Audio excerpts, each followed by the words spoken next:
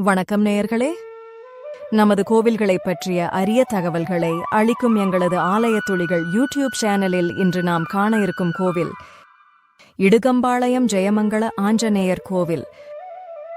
பிரம்மாண்ட திருமேனியுடன் நம்மை நேர்பார்வை கொண்டு ஆசீர்வதிக்கும் அபூர்வ ஆஞ்சநேயர்.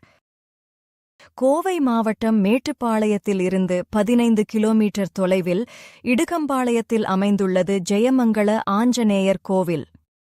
இந்த கோவிலுக்கு ஸ்ரீ அனுமந்தராயசாமி கோயில் என்ற பெயரும் உண்டு. இக்கோவில் பல நூற்றாண்டுகளுக்கு மேல் பழமையானது.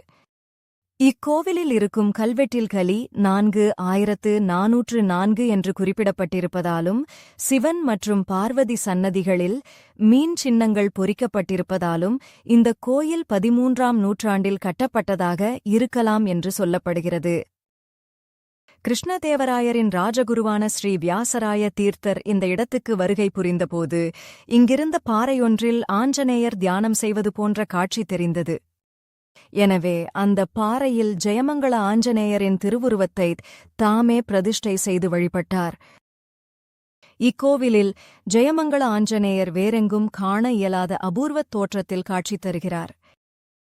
ஜெயமங்கள ஆஞ்சநேயர் 8 அடி உயரம் கொண்ட பாறையில் புடைப்புச் சிற்பமாக 6 அடி உயரமும் 5 அடி அகலமும் கொண்டு மிக பிரம்மாண்டமாக நம்மை நேருக்கு நேர் பார்த்து ஆசீர்வதிக்கும் கோலத்தில் கம்பீரமாக காட்சி தருகிறார்.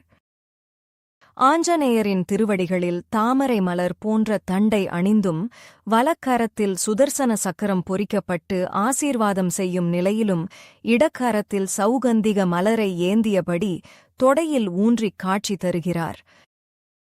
ஆஞ்சநேயரின் வால் ஆஞ்சநேயரின் தலைப்பகுதிக்கு பின்புறம் இடப்புறமாக மேல் நோக்கி நீண்டிருக்க வாலின் நுனியில் மணி கட்டப்பட்டிருக்கிறது. ஆஞ்சநேயரின் வாலுக்கு நவகிரகங்களை கட்டுப்படுத்தும் ஆற்றல் இருப்பதாக ஐதீகம்.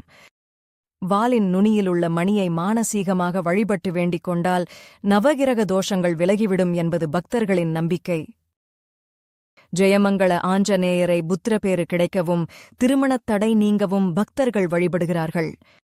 ஜெயமங்கள ஆஞ்சநேயரை வழிபடுபவர்களுக்கு நவகிரக தோஷங்கள் நீங்குவதோடு மும்மூர்த்தியரின் அனுகிரகமும் ஒரு சேரக் கிடைப்பதாகவும் ஐதீகம். வேண்டுதல் நிறைவேறிய பக்தர்கள் ஆஞ்சநேயரை வேண்டிக்கொண்டு தினமும் ஒரு கைப்பிடி அரிசி சேர்க்க வேண்டும். இப்படி 30 நாள்கள் சேர்த்த அரிசியை கோயிலில் கொண்டு வந்து ஆஞ்சநேயரை வேண்டிக்கொண்டு சமர்ப்பிக்க வேண்டும். அப்படி காணிக்கையாக வரும் அரிசியைக் கொண்டு பக்தர்களுக்கு அன்னதானம் நடைபெறுகிறது.